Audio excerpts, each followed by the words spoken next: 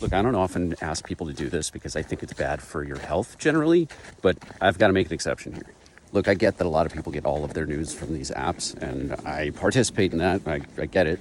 But there are some things where you shouldn't rely on TikTok influencers to keep you informed about. And one of those is what's happening in Venezuela and the way that the Trump administration is trying to spin it.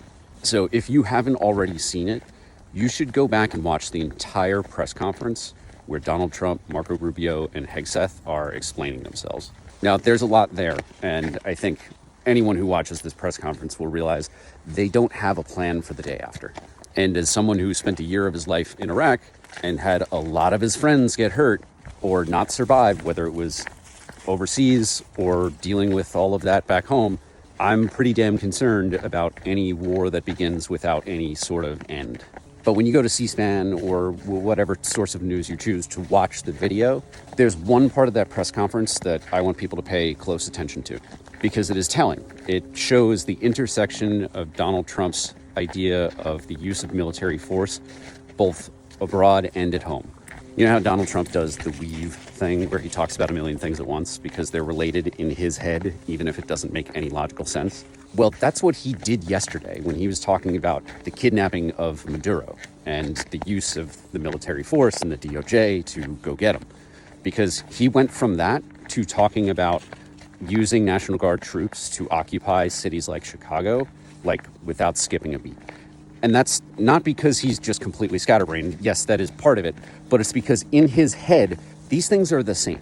Donald Trump has mused about arresting mayors and governors for not complying with Trump's illegal use of the military in their states and cities. So his kidnapping of Maduro and his extraordinary rendition of Maduro is, I think, one and the same with the way that he is conceptualizing his use of force domestically. Now, what I'm not saying is that Donald Trump is going to order the arrest of a governor or mayor immediately, but I do think that this is a realistic threat that exists on the horizon.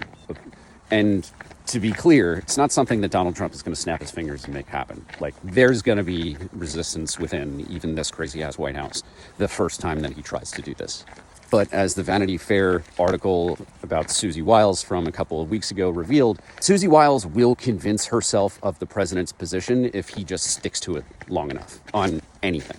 And if she doesn't play ball at the end of the day, Stephen Miller is waiting in the wings. So what can you do about this? You can use your democratic responsibility, your right, to call your representatives in Congress, your senators, and tell them to do everything that they can to put up roadblocks to Donald Trump's use of the military, period, full stop, domestically and with foreign interventions. Obstruction doesn't just mean making it so that the DOD can't function. We have to make it so that the entire federal government cannot function, because stagnant is better than him continuing to make things more of a mess, to violate more people's rights, to create more dangerous precedents that expand presidential power and make us a more authoritarian country. So if you want to contact your senators, your representative, go to 5calls.org. They have tools where you just enter your zip code, they'll show you who represents you in Congress, and they'll give you the numbers to call. Congress isn't going to reconvene for like a week. So in between now and when members get back to the Capitol, there needs to be a lot of calls that are opposing what's going on in Venezuela, and again, the continued use of the military domestically. This may feel small and insignificant on a micro level, on your personal level, but together, this stuff does make a difference.